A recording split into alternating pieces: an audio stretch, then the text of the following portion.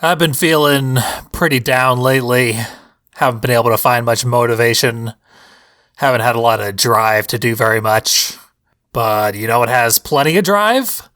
That's right, Twisted Metal 3. See, there's all our old favorites driving around right now. But for this segment of the game, we'll be playing as a new vehicle that made its debut in Twisted Metal 3. Once we enter a password to pick up where we left off in the game, it'll take us right to our new vehicle, the Firestarter. A Twisted Metal Firestarter. Most of the new vehicles introduced in this game suck. I think the Firestarter is an exception. It's just called Firestarter. I don't know why I keep adding the. Force of habit. This vehicle has a lot of puns and references in its design, though, that I appreciate. Our driver is vaguely modeled after Keith Flint, the lead singer of The Prodigy. In the video for the song Firestarter, he did his hair in devil horns that look kind of like that. But let's get to know the actual driver here, who is not Keith Flint. Ready? Aim? Fire! This is gonna be one big-ass barbecue with no one left to kiss the cook. I'll torch Calypso's blimp and send it flaming into the ground like a 4th of July firecracker. Yep, it's just Damian Coles. Run-of-the-mill pyromaniac. His vehicle here is a hot rod with a flamethrower, get it? And it so happens that the level we left off on was Hangar 18. Welcome to Hangar 18. After the US government banished all people from Hangar 18, I dropped by and took a look around. I'd say the UFO is quite a find. Watch for its defense system. It's most powerful. Not just an introduction from Calypso, but a bit of a gameplay tip, referencing something we'll be seeing later on. As for the level itself, it is a big circle this time, instead of a big square, and big is being generous. In fact, it is very, very small. It's another disappointment, but we can at least see a second upper level above us. So there's a little more to it than is immediately obvious. And the UFO is kind of a neat set piece, I guess.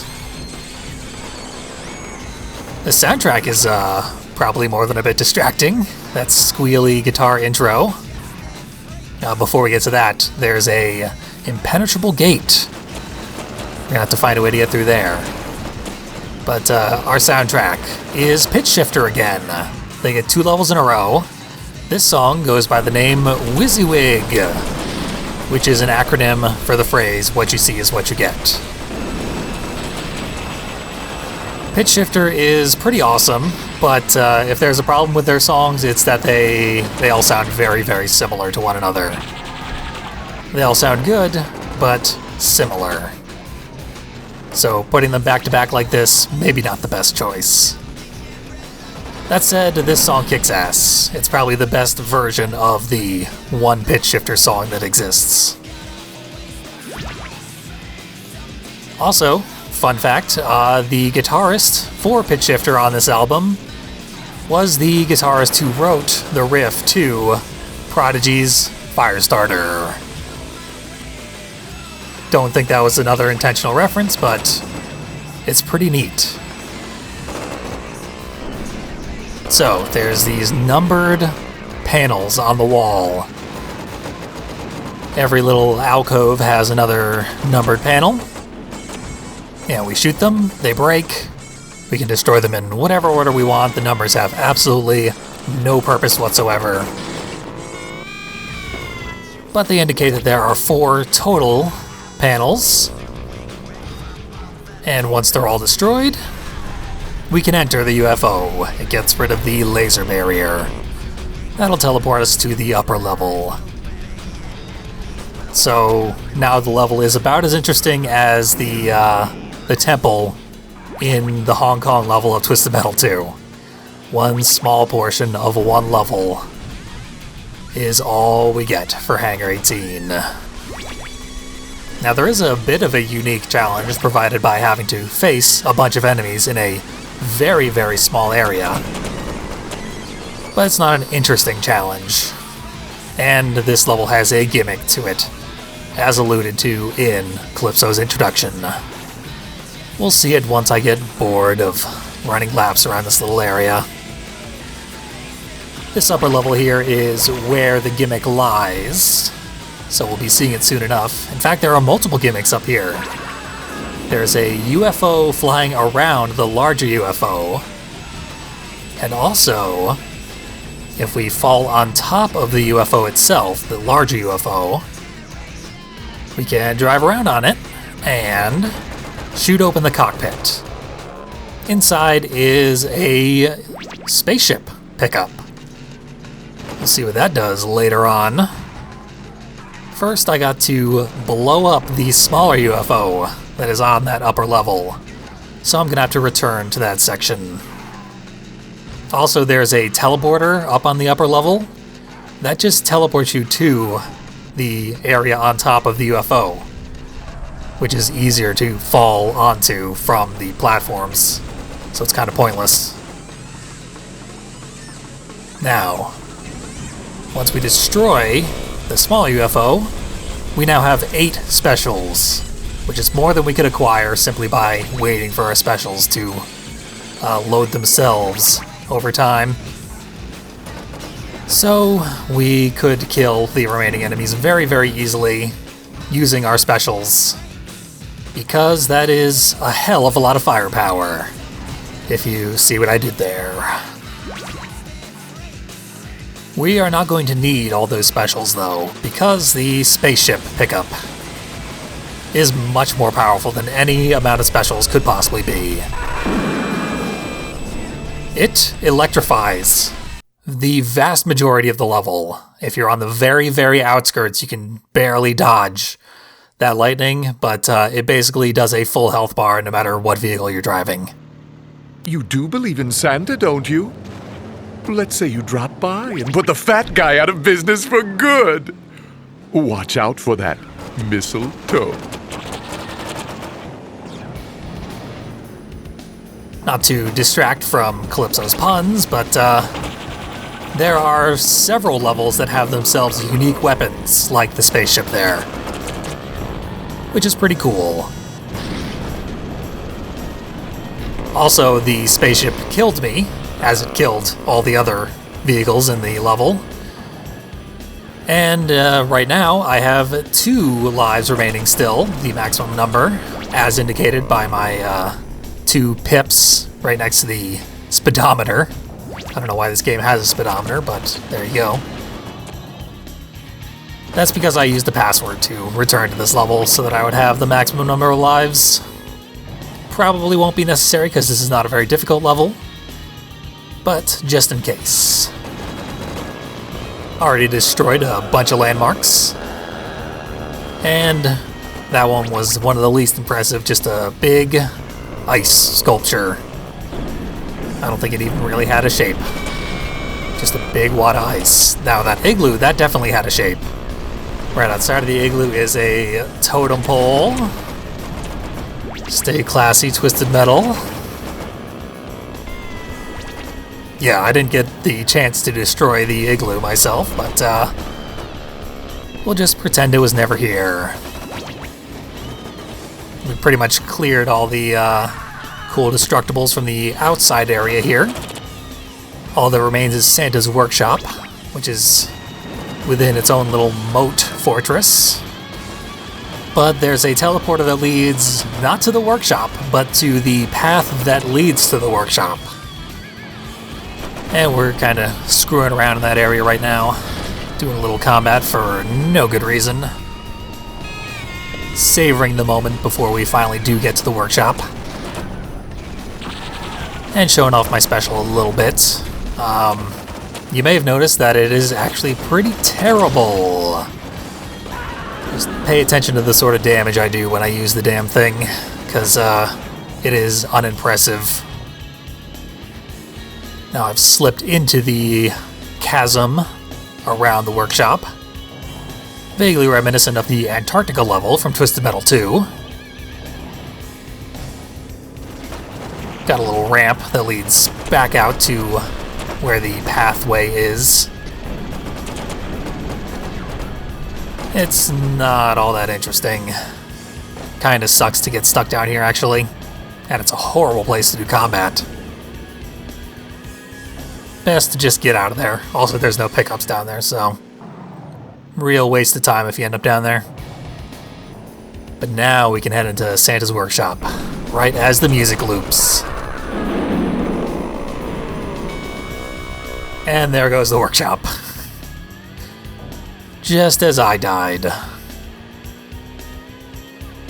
So, a glaring omission from this level is Santa himself. This is Christmas Eve, as the games rarely remind us that every Twisted Metal competition takes place annually on December 24th. So Santa should be hard at work with all of his elves and reindeer. But no, there's not a living thing in sight. And the workshop itself explodes in a single hit without too much fanfare. Not all that impressive. But there's a bit more to destroy once we get back there. In a second here. So once we get down there, the destroyed workshop has a gigantic present in its place.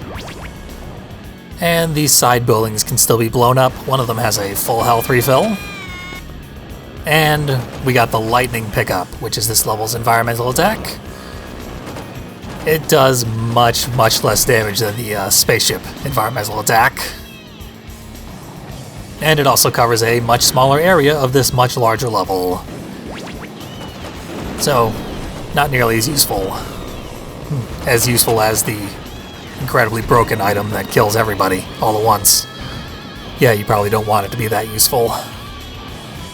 And before we get too far away from it, I gotta point out that the first 3 levels of this game were Hollywood, then Washington DC, then Hangar 18. And Rogue Trip, the competing car combat game that was released the same day as Twisted Metal 3, its first level was a airport, little introduction level. Then its next 3 levels were Hollywood, then Washington DC, then Area 51, wherein Hangar 18 lies.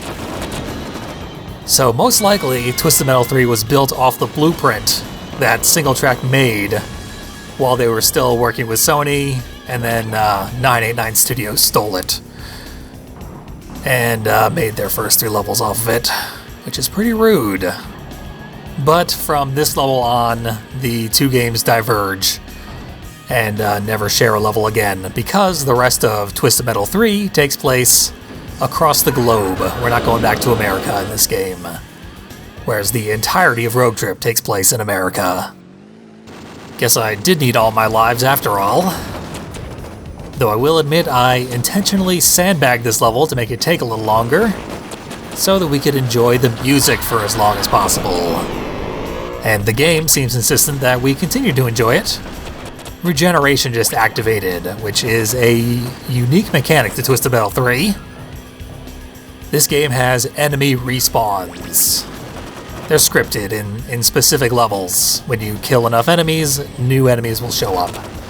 In this case, when you kill the second to last enemy, 1 new enemy appears. So we're going to take a while to fight Roadkill, who just showed up.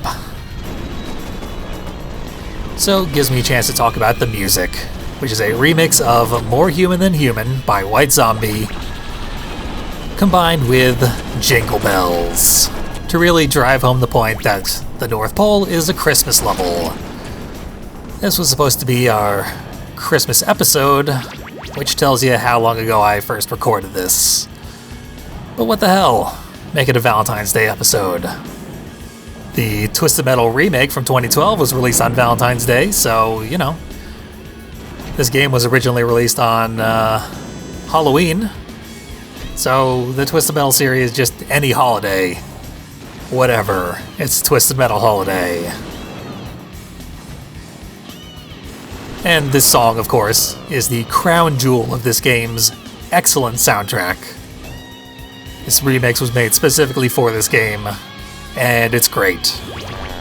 Like I said, really wanted to drag it out and enjoy it for as long as possible. There are, I would say, a lot of ways that Rogue Trip succeeded in its goal of being the superior Twisted Metal 3 and eating this game's lunch, but this game inarguably has the far better soundtrack. Now, that's not very impressive. They just bought a bunch of licensed songs that were already awesome and slapped them in the game. It's a victory of budget more than anything else, and also this game has horrible sound design, which really screws up the soundtrack, makes it much worse than it could be, but still, it's good enough that they get the point. And we're done with the North Pole. On to London and a new soundtrack. London, what a beautiful city. Many landmarks are still standing. But not for long. I know you'll have fun in Buckingham Palace. While you're there, say hi to an old friend of mine.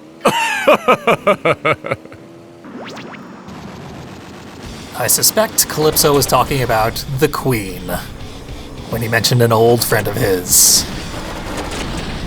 And if you recall, Calypso is the devil, so his friends tend to not be very morally upstanding. You could also be talking about a character we'll be meeting later in this level, but matter of interpretation, I like my interpretation better. Anyway, London is pretty much the first real level in this game. All the other ones have been little boxes that we just sort of drive in circles around, but London actually has streets and separate areas that you can go to, stuff to see, and a whole lot of destructibles.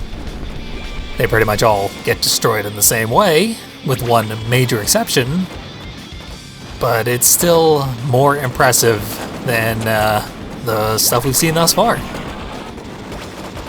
It actually took me quite a while to figure out how to find my way around this place. And there's this little secret area, the subway tunnel.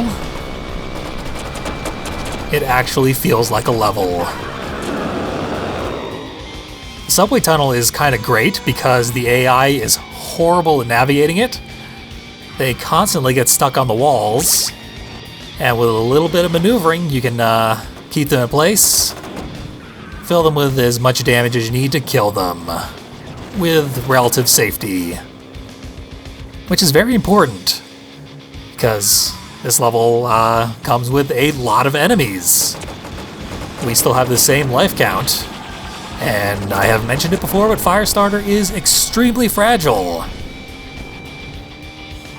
Considering that all the vehicles in this game are quite fragile, Firestarter being of particularly low armor means he'll die in a matter of seconds sometimes. Also, our flamethrower special, that provides our namesake, catches enemies on fire, but it is a very short range because it's a flamethrower, it's centered on our vehicle, which means that while the enemy is on fire, they are likely to bump into us and set us on fire, which deals the same amount of damage to us as it deals to them.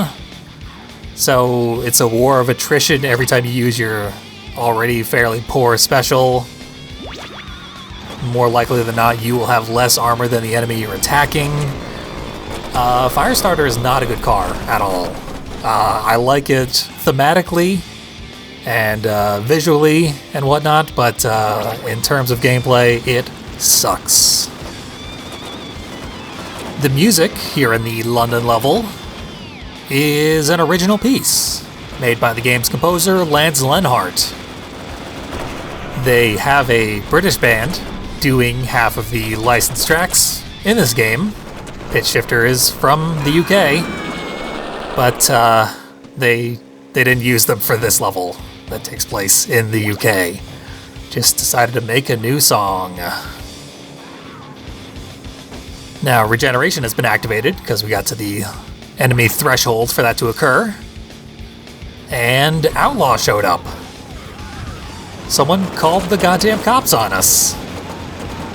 This level lends itself really well to hit and run tactics, as does the Firestarter vehicle, because it's very fast, low armor, and Outlaw punishes hit and run tactics with its area of effect special. So it's not the sort of enemy you want to see showing up here. I do a lot of jousting in this game, which is where I sort of get an enemy in my sights and we charge at each other, sort of swerve just slightly out of the way, pump shots into one another as we are approaching, and then slide past each other, do a little bit of collision damage, then spin around and do it all over again. I find that to be one of the most effective ways to deal damage while taking the least to yourself, awkward as it is. Here though, I'm going to want to do a lot of running away, waiting for the health refills to respawn. Although you can't really bank health refills, you sort of gotta get them as soon as they show up, or the enemies will. Such is their AI. I did manage to snipe Outlaw out of midair, which was really cool. Oh, turning while you are stopped is impossible in this game. I believe they introduced that in Twisted Metal Black, but this game is really, really hurting for it. It's very awkward to get something that is right next to you. Anyway, pumping machine gun bullets into Big Ben. And eventually it gets destroyed and rotates into the ground. Absolutely horrible destruction animation. I love it.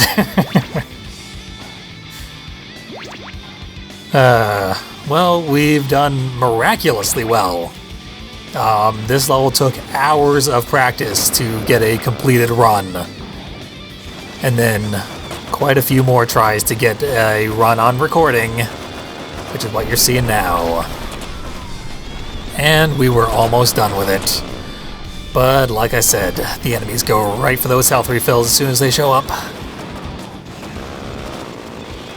Just sort of delayed the inevitable though, because Flower Power is another new car, much like Firestarter here, which means it's garbage.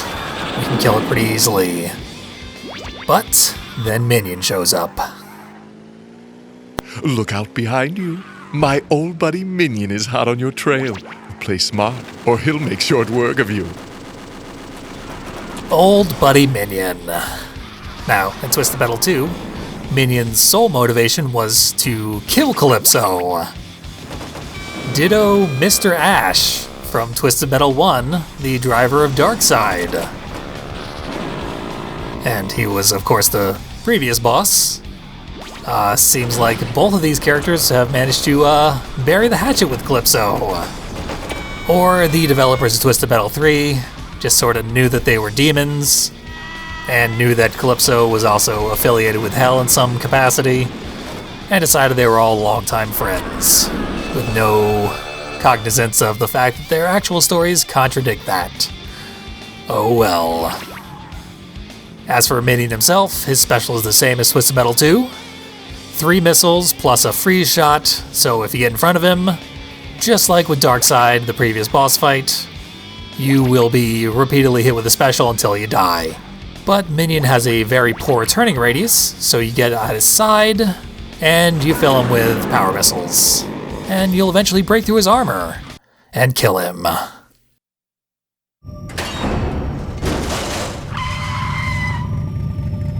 Damien, your wish is to have a barbecue with all your friends. Your wish is granted.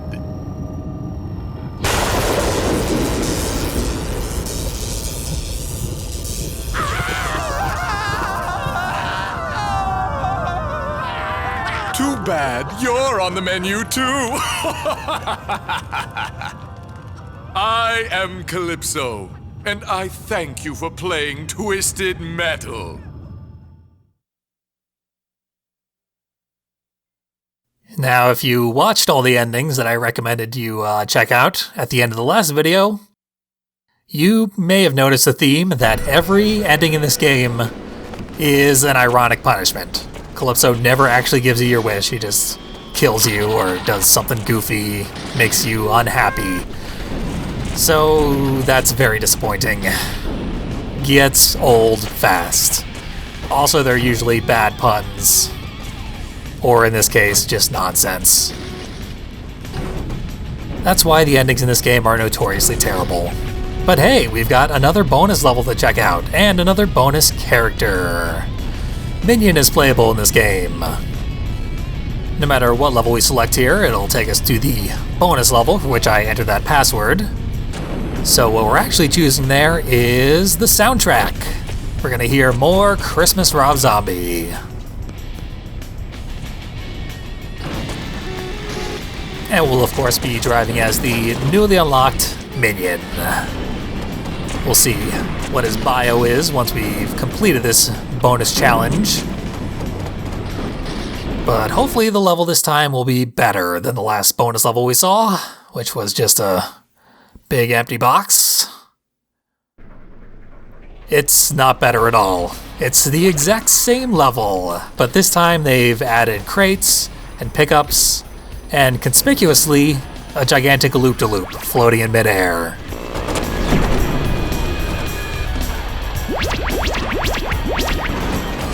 Not quite. Pretty difficult to get all the way around that thing. So for now, we'll just gather some weapons. Not that we really need them. Minion is nigh indestructible. And our special will do about half an enemy's health in one use.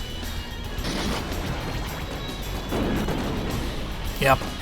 I'm pretty tenacious in getting through this loop. Not working out so far.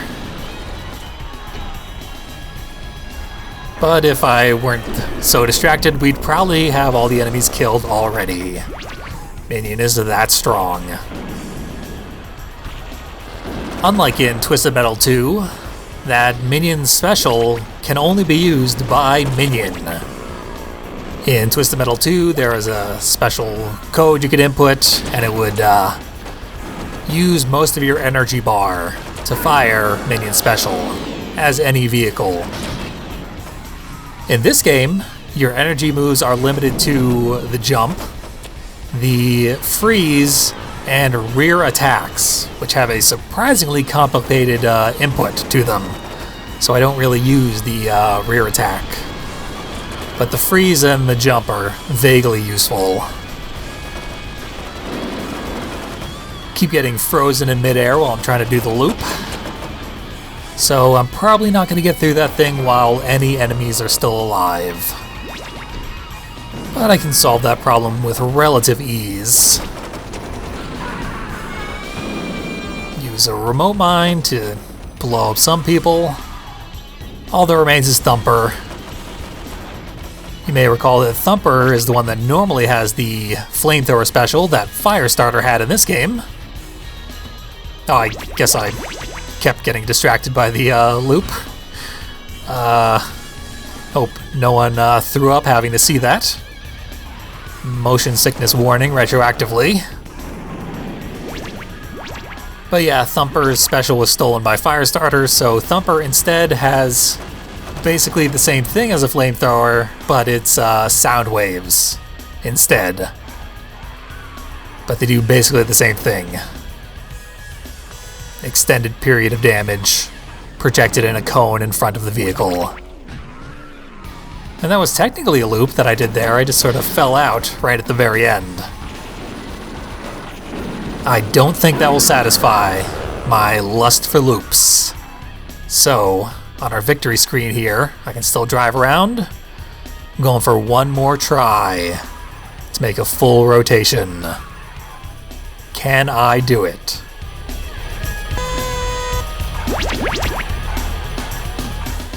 All the way through.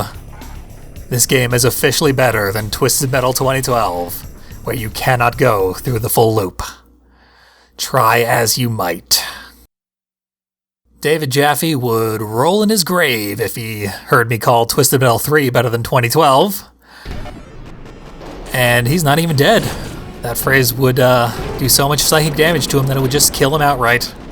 Which is the only reason I said it. I may be nightmare material, but I dress a hell of a lot better than every other slouch in this tournament.